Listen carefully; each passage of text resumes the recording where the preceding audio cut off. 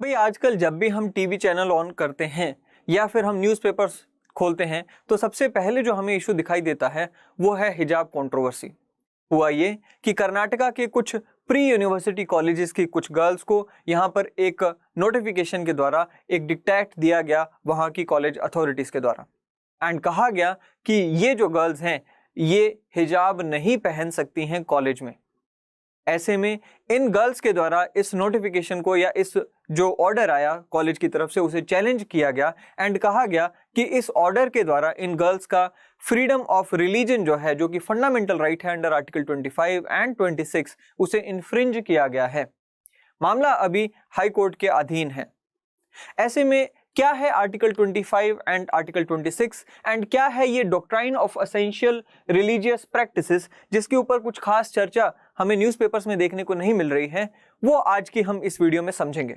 So welcome to study IQ, my name is Chand Kuba and अगर आप मुझे कोई भी सवाल पूछना चाहें या फिर मुझे कोई भी सजेशन देना चाहें तो इन चैनल्स के थ्रू मेरे साथ जुड़ सकते हैं। भाई बैकग्राउंड की अगर हम बात करें तो जब भी किसी भी रिलीजियस प्रैक्टिस को यहाँ पर चैलेंज किया जाता है तो जिस रिलीजन की प्रैक्टिस को चैलेंज किया जाता है उस कम्युनिटी के लोगों के द्वारा जो सबसे पहली बात कही जाती है या जो सबसे पहला डिफेंस दिया जाता है कि भाई जो प्रैक्टिस को आप चैलेंज कर रहे हो ये हमारी एसेंशियल रिलीजियस प्रैक्टिस है, आप इसे चैलेंज नहीं कर सकते, अदरवाइज आप आर्टिकल 25 एंड 26 में दिए गए हमारे फंडामेंटल राइट्स का हनन कर रहे हो।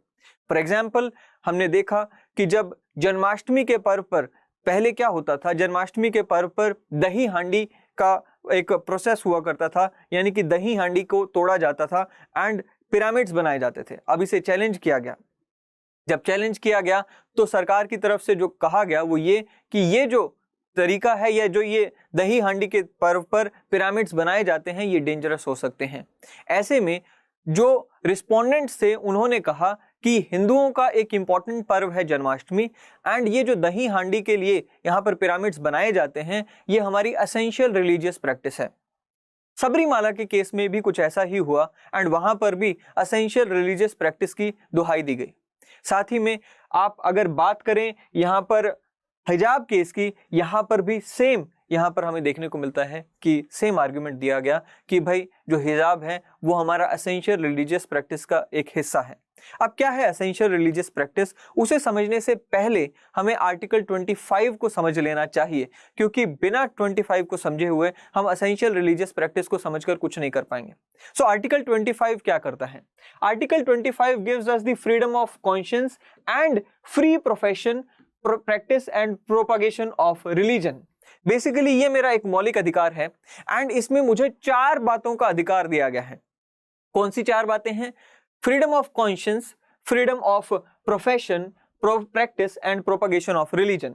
सबसे पहले तो फ्रीडम ऑफ कॉन्शियंस, ये मेरी अंतरात्मा की आवाज है, ये मेरा इनर फ्रीडम है। मैं अपने अंतरात्मा में या मैं अपने मन में किस भगवान को मानता हूं इस पे मेरा पूरा अधिकार है, मेरा पूर्ण अधिकार है।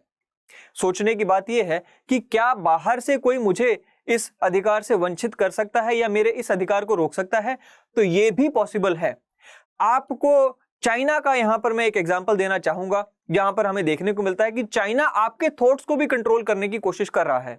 हमें देखने को मिलता है कि जो चाइना के उइगुर मुस्लिम्स हैं वहां पर उनको बताया जाता है, उन्हें वहां पर कैंप्स में रखा जाता है, उनको यहाँ पर उनका जो थिंकिंग प्रोसेस है बेसिकली उसको भी यहाँ पर जो है कंट्रोल करने की कोशिश की जाती है। सो फ्रीडम ऑफ कॉन्शियंस की अगर हम बात करें तो ये मेरी अंदर की आवाज है, मेरे थॉट्स हैं, मेरी यहाँ पर सोच है, इसे कंट्रोल कोई नहीं कर सकता, इसका मुझे मौलिक अधिकार है।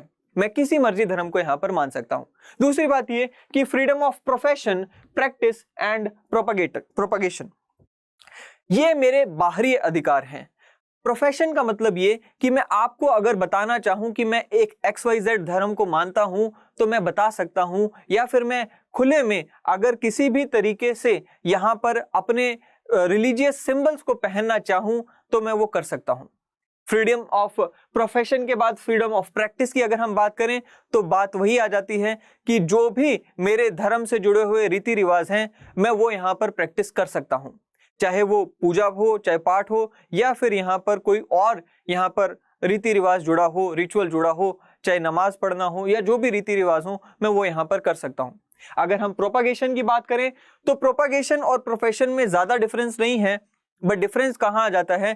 प्रोफेशन में आप दूसरों को बता रहे हो कि मेरा ये धर्म है, प्रोपागेशन में आप यहाँ पर बताने के साथ साथ उन्हें एजुकेट करते हो कि मेरे धर्म के ये टेनेट्स हैं या मेरे धर्म में ये बातें कही गई हैं। जैसे कि हम देखते हैं अलग अलग चैनल्स पे यहाँ पर सत्संग वगैरह चल रहे होते हैं, वो प्रोपागेशन हो रहा है। सो बेसिकली मेरे पास अधिकार है कि मैं अपने अंतरात्मा में अपने धर्म को जैसे मर्जी चाहूं वैसे यहाँ पर रख सकता हूं। साथ ही मैं अपनी प्रैक्टिसेस को कर सकता हूं, साथ ही में अपने रिलीजन को मैं खुल के एक्सप्रेस कर सकता हूं एंड दूसरों को अपने रिलीजन के बारे में एजुकेट कर सकता हूं।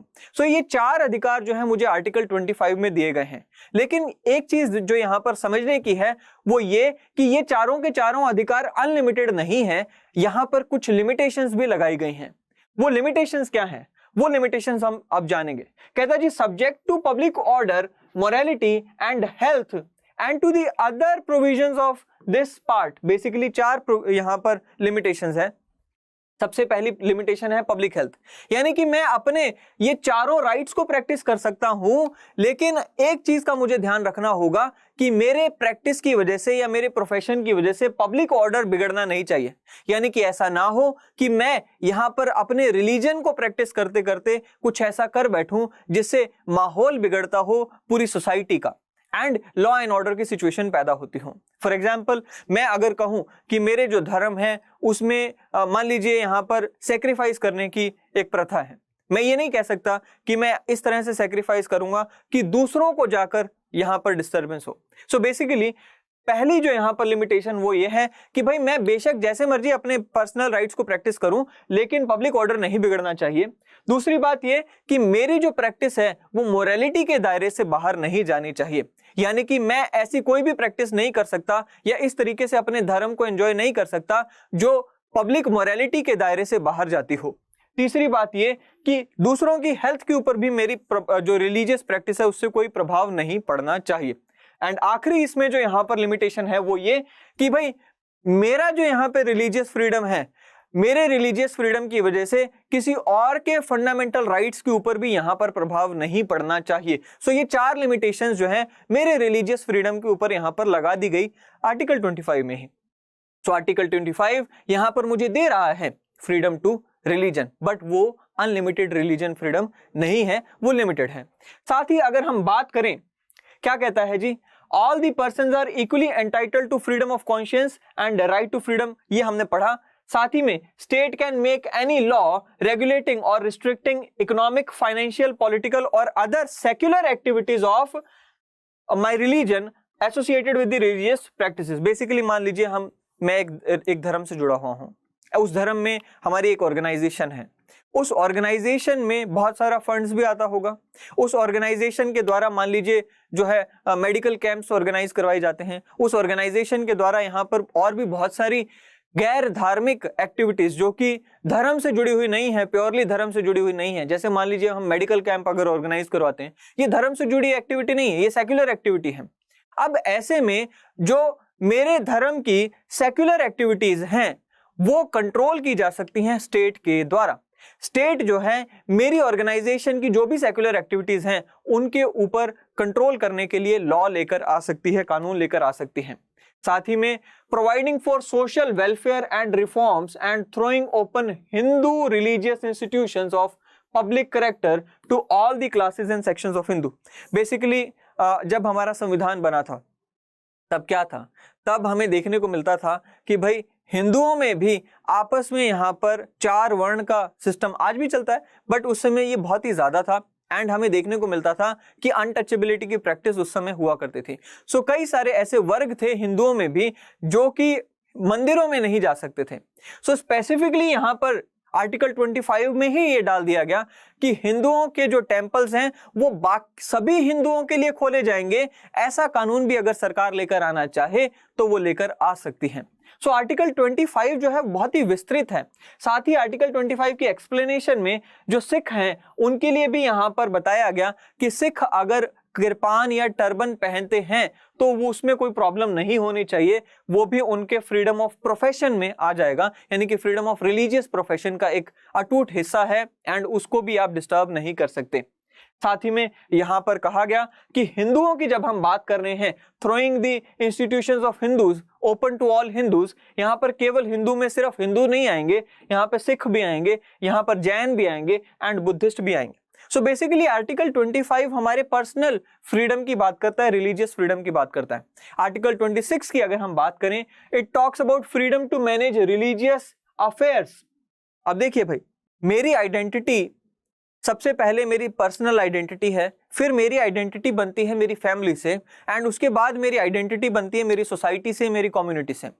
सो बेसिकली यहां पर मेरी जो कम्युनिटी है, मेरी जो रिलीजियस कम्युनिटी है, उसको भी यहां पर अधिकार दिया गया है फ्रीडम ऑफ रिलीजन का।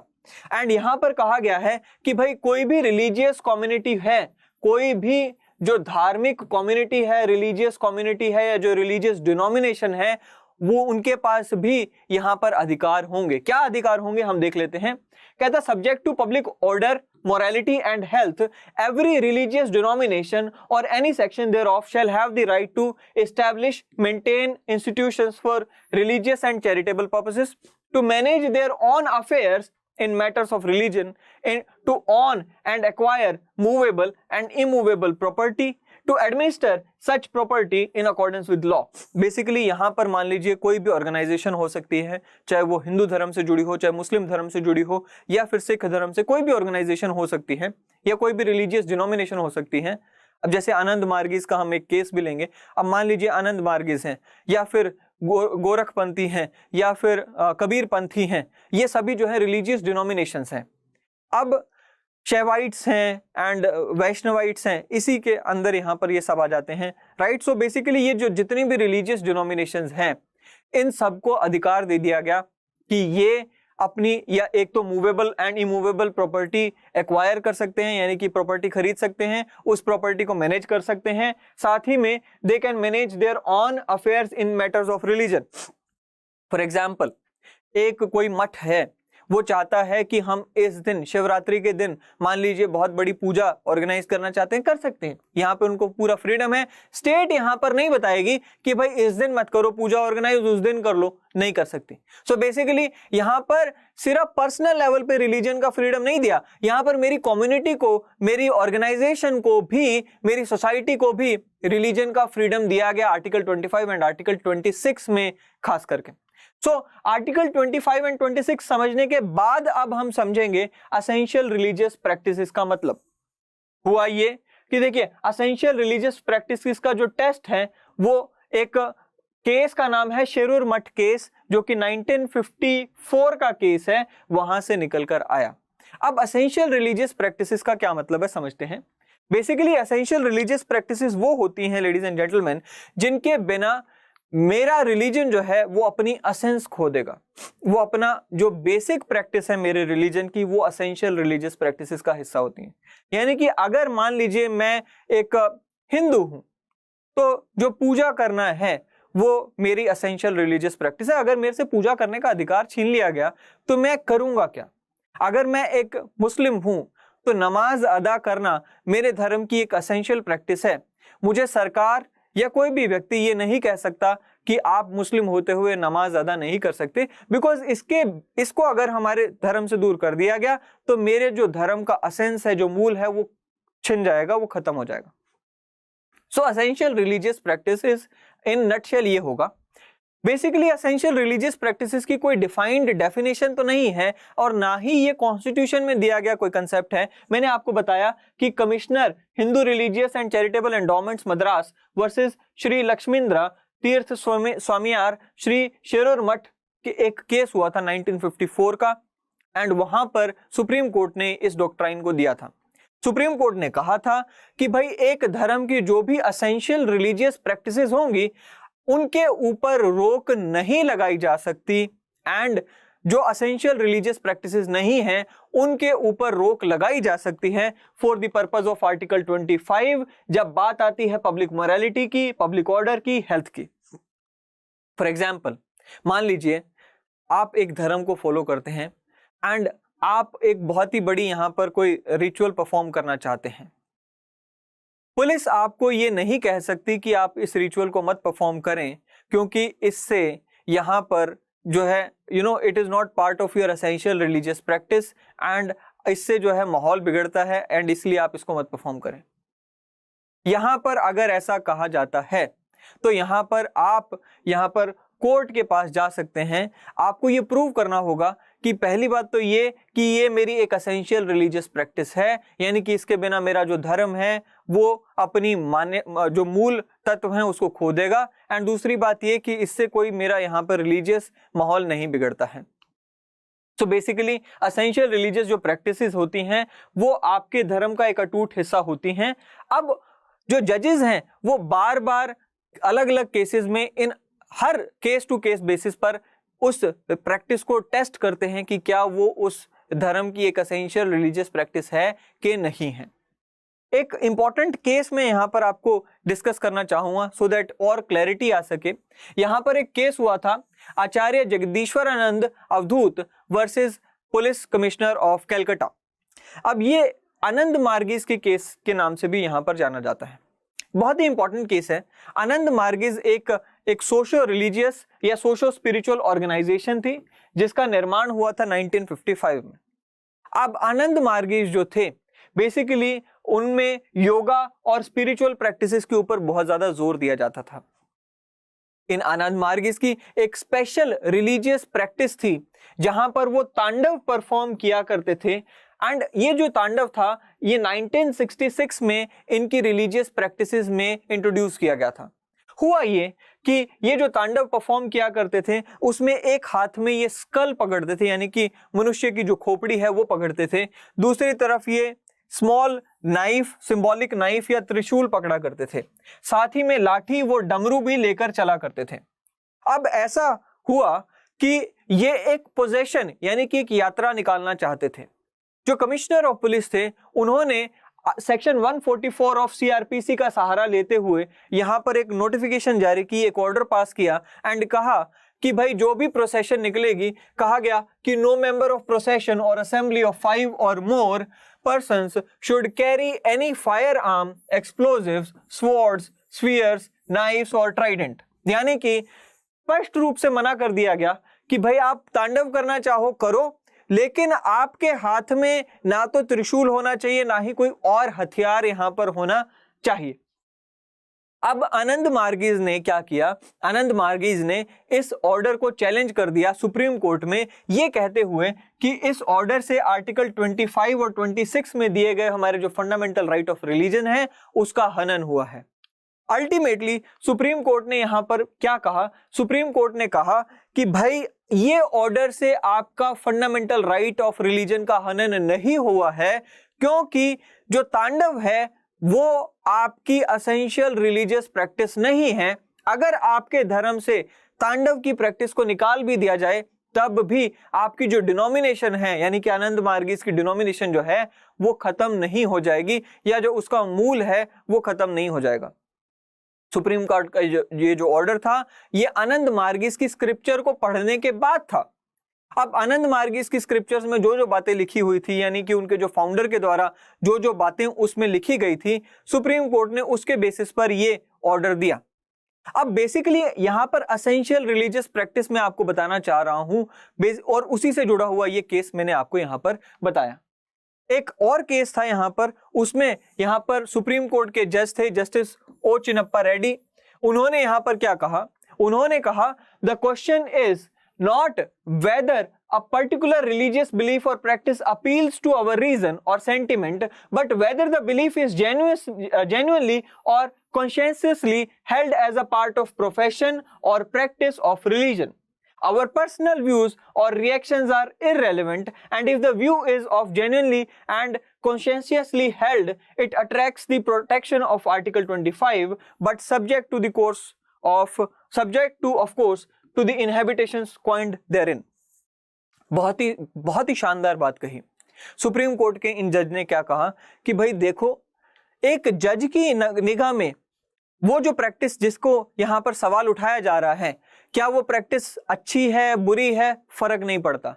एक जज की निगाह में क्या वो प्रैक्टिस कहीं सुपरस्टिशन तो नहीं है, फर्क नहीं पड़ता। एक जज को ये देखना होगा कि वो जिस प्रैक्टिस के ऊपर सवाल उठाया जा रहा है क्या वो प्रैक्टिस ऐसी है जिसके बिना वो धर्म चल नहीं सकता?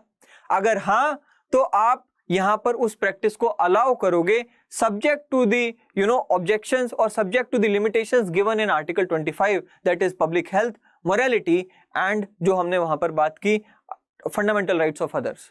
सो बेसिकली यहां पर एसेंशियल रिलीजियस प्रैक्टिसेस वो होती हैं जो हमारे धर्म की मूल होती हैं, एंड वही यहां पर भी कहा गया कि जो धर्म की मूल हैं, बेशक वो एसेंशियल प्रैक्टिसेस हमें पसंद ना हो, एज अ जज मुझे लगे यार ये बिल्कुल ही इलॉजिकल सी प्रैक्टिस है, बिल्कुल ही सुपरस्टिशन है, फर्क नहीं पड़ता, लेकिन अगर एक धर्म का मूल है वो एसेंशियल प्रैक्टिसेस होंगी। नाउ अगर करंट केस की अगर हम बात करें, हिजाब जो केस चल रहा है हिजाब कंट्रोवर्सी का, उसमें जो गर्ल्स हैं, बेसिकली हुआ क्या था, उडुपी का एक प्री यूनिवर्सिटी कॉलेज था एंड वहां पर ये ऑर्डर पहली बार आया था। फर्दर यहां पर क्या कहा गया था कि जो मुस्लिम गर्ल स्टूडेंट्स हैं वो हिजाब या हेड स्कार्फ्स को नहीं पहनेंगी। यहां पर कुछ जो अदर कॉलेजेस थे, सेम तरह के कॉलेजेस थे, उन्होंने इस ऑर्डर को अपने कॉलेजेस में लगाया एंड अल्टीमेटली मामला स्नोबॉल होता गया एंड पॉलिटिकल कंट्रोवर्सी बनता गया एंड पूरे नेशन का मुद्दा बन चुका है। आज की डेट में हाई कोर्ट में मामला चल रहा है। अब मुस्लिम जो स्टूडेंट्स थे उनका क्या कहना था कि हमारा फंडामेंटल राइट है आर्टिकल 25 के अंडर कि हम अपने रिलीजन को प्रैक्टिस, प्रोफेस एंड प्रोपागेट कर सकते हैं। भाई मेरी प्रैक्टिस है, मेरा प्रोफेशन है, मैं जो मर्जी अपने रिलीजियस से जुड़े हुए फंडामेंट जो भी मेरे सिंबल्स है मैं डाल सकता हूं। इनका कहना है कि भाई सिख जो है वो टर्बन डाल रहे हैं, डालेंगे, बिल्कुल डालेंगे। जो हिंदू हैं वो कुछ भी यहाँ पर अपने जो रिलीजियस प्रैक्टिसेस हैं वो कर सकते हैं, हम भी कर सकते हैं। सो बेसिकली इन्होंने ये कहा कि भाई freedom of conscience and to profess, practice and propagate जो है आर्टिकल 25 के द्वारा हमें दिया गया है एंड हम उसे यहाँ पर एंजॉय करना चाहते हैं। उन्होंने केरला हाई कोर्ट की एक जजमेंट को भी यहाँ पर कोट किया, 2016 की ये जजमेंट है, जहां पर which allowed 2 Muslim students to take all India pre-medical test while wearing hijab after holding that it was essential part of Islam. So basically ये जो स्टूडेंट्स हैं, जो गर्ल स्टूडेंट्स हैं, वो यहाँ पर केरला हाई कोर्ट की जजमेंट को भी यहाँ पर सहारा लेती हैं। साथ ही में इनके जो वकील हैं उन्होंने यहाँ पर कुरान और हदीस से भी कुछ लाइंस उठाई एंड प्रूव किया, जहां पर कहा गया it is not correct for a woman to show her parts other than her hands and face to strangers after she begins to have menstruation. So basically यहाँ पर उन्होंने ये प्रूव करने की कोशिश की कि वियरिंग हेड स्कार्फ या वियरिंग हिजाब इज एसेंशियल रिलीजियस प्रैक्टिस। अब सरकार भी यहां पर अपने रुख पर अड़ी हुई है। स्टेट गवर्नमेंट यहां पर कहती है, क्या कहती है देख लेते हैं। कहती है जी, they argued that a dress code must be followed in educational institutions and that religious clothing does not have a place in educational institutions which are based on the principles of equality and uniformity। State government का कहना है कि भाई article 14 आ जाता है जहां पर सब बराबर हैं एंड ये जो एजुकेशनल इंस्टीट्यूशंस हैं ये इक्वालिटी के मुद्दे पर, इक्वालिटी के बेसिस पर चलती हैं एंड यहाँ पर हम अगर अपने रिलीजियस सिंबल्स को लेकर आएंगे या अपने जो रिलीजियस सिंबल्स के साथ अगर स्टूडेंट्स यहाँ पर आना चाहेंगे, कहता है कि that will make them distinct. Government also argued that allowing overt display of religious symbolism through clothing would lead to a student acquiring a distinct identity which would not be conducive to academic environment। and also they said कि भाई public order को maintain करने के लिए हमें ये order पास करना पड़ा। so दोनों ही जो पार्टीज हैं वो अपने अपने विचारों पर यहाँ पर अड़ी हुई हैं। अब बहुत सारे ऐसे एकेडमिक स्कॉलर्स हैं, लीगल स्कॉलर्स हैं, जिन्होंने एसेंशियल रिलीजियस प्रैक्टिसेस के इस टेस्ट के ऊपर ही सवाल उठाए हुए हैं एंड कहा कि एसेंशियल रिलीजियस प्रैक्टिसेस का ये जो टेस्ट करा जाता है सुप्रीम कोर्ट में या हाई कोर्ट्स में, वो अपने आप में फ्लॉड है। क्यों? क्योंकि कहता है कि भाई एसेंशियल रिलीजियस प्रैक्टिसेस का ये जो टेस्ट होता है ये जजेस करते हैं। जजेस के पास कोई ऑब्जेक्टिविटी नहीं है या जजेस के पास कोई भी ऑब्जेक्टिव मापदंड नहीं है जिसके बेसिस पर ये टेस्ट किया जाता है। इस वजह से जजेस को यहाँ पर जो है डिस्क्रिशनरी पावर मिल जाती है एसेंशियल रिलीजियस को डिसाइड करने में, क्योंकि जजेस का क्या मतलब है रिलीजियस स्क्रिप्चर्स को पढ़कर एंड अपनी इंटरप्रिटेशन देने का। जजेस ने कभी रिलीजियस स्क्रिप्चर्स की पढ़ाई नहीं की, उन्होंने कानून की पढ़ाई की है। तो यहां पर जजेस को जो अधिकार दिया गया कि वो देखें कि ये इस धर्म की एसेंशियल प्रैक्टिस है कि नहीं, ये गलत है। दूसरी बात ये कि हमें इसके एग्जाम्पल्स भी दिए जाते हैं, बार बार कहा गया। एक एग्जाम्पल मैं यहां पर आपके साथ शेयर करूंगा। सुप्रीम कोर्ट की 2014 की एक जजमेंट थी जहां पर हिमाचल हाई कोर्ट का एक जजमेंट को अपहेल्ड किया गया। बेसिकली हिमाचल हाई कोर्ट ने यहां पर बैन किया था एनिमल सैक्रिफाइस को in Kullu Dussehra festival. Himachal high court ने कुल्लू दशहरा फेस्टिवल में जो जानवरों की बलि दी जाती है उसको बैन कर दिया और सुप्रीम कोर्ट ने इसे अपहोल्ड कर दिया, ये कहते हुए कि भाई जानवरों की बलि देना is not an essential practice for this festival और for this Hindu community. But at the same time 2015 में ही सुप्रीम कोर्ट यहां पर अपनी इसी जजमेंट से हट जाता है एंड सुप्रीम कोर्ट ने, जब सुप्रीम कोर्ट में एक और PIL डाली गई, पब्लिक इंटरेस्ट लिटिगेशन डाली गई, जहां पर यह कहा गया कि practice of killing animals for religious purposes should be band, वहां पर सुप्रीम कोर्ट पीछे हट जाता है एंड सुप्रीम कोर्ट ने क्या कहा, that they can not close eyes its eyes to centuries old traditions. यानी कि सुप्रीम कोर्ट ने कहा कि हम सेंचुरीज ओल्ड ट्रेडिशन पे ऊपर अपनी आंखें बंद नहीं कर सकते। सो बेसिकली हुआ क्या, बेसिकली हुआ ये कि एक ही साल में एक ही मुद्दे पर दो जजमेंट्स यहां पर अलग अलग जजमेंट्स आ जाती हैं। अब इससे क्या शो हो रहा है, इससे शो ये हो रहा है कि जो जजेस हैं ये उनकी प्योर डिस्क्रिशन है जिसके बेसिस पर एसेंशियल जो प्रैक्टिसेस हैं उनको डिसाइड किया जाता है। सो बेसिक मुद्दा यहां पर कहां पर आता है, बेसिक मुद्दा यहां पर यहीं पर आकर बॉयल डाउन होता है कि सबसे पहले तो ये कि एसेंशियल जो प्रैक्टिसेस का टेस्ट है, एसेंशियल रिलीजियस प्रैक्टिसेस का जो टेस्ट है, उसके ऊपर सुप्रीम कोर्ट की एक हायर बेंच की तरफ से यहां पर एक कोई गाइडलाइन या ऑब्जेक्टिविटी आए या फिर इस टेस्ट को रिप्लेस करके कोई बेटर टेस्ट लाया जाए।